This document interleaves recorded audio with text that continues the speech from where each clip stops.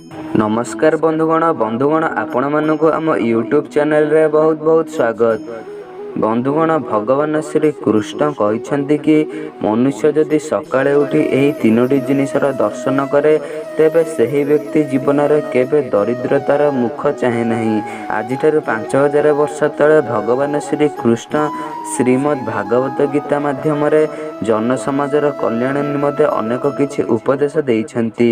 भागवत गीता एही संसारर सर्वश्रेष्ठ ग्रंथ अटे, कारण एही ग्रंथ रे लिखित प्रत्येक श्लोक स्वयं भगवान श्री कृष्ण मुख निसृत वाणी अटे। जो मनीष निज जीवन रे कल्याण चाहे से मनीष को भागवत गीता निश्चय पाठ करिबा उचित। भगवान श्री कृष्ण देवी रुक्मिणी माध्यम मध्य अनेक महत्वपूर्ण वाणी देइछन्ति, जहाकु जदि केही व्यक्ति निज जीवन रे अनुसरण करे तेबे सही व्यक्तिर जीवन रु दुख दरिद्रता कष्ट जंत्रणा सबुदिन पई दूर हो जाइए।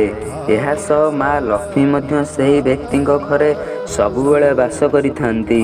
मन रखंतु बंधुगण, सकाळे उठी केबे मध्य व्यक्ति को कौनसी दुष्ट बा चरित्रहीन व्यक्तिंगर मुख दर्शन करने उचित होई न थाए। एपरि करिबा द्वारा से दुष्ट व्यक्तिंगर दुष्टता आपण जीवन में प्रवेश करिथाए। मन रखंतु, मनुष्य को केबे मध्य सकाळ उठी आईना रे निज मुह दर्शन करने ठीक होई न थाए।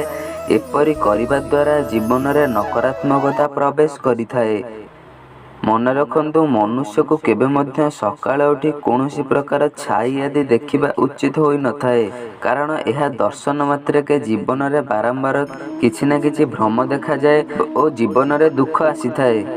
बंधुगण, प्रत्येक मनुष्य को सकाळे उठी सर्वप्रथम निज हाथ बापुलीर दर्शन करने उचित, कारण हाथर अग्रभाग माँ लक्ष्मी, मझिरे माँ सरस्वती और मूल श्री गोविंदर बास थाए। तांकर दर्शन करी सकाळ आरंभ करने द्वारा जीवन में मनुष्यर सफलता को प्राप्त होता है।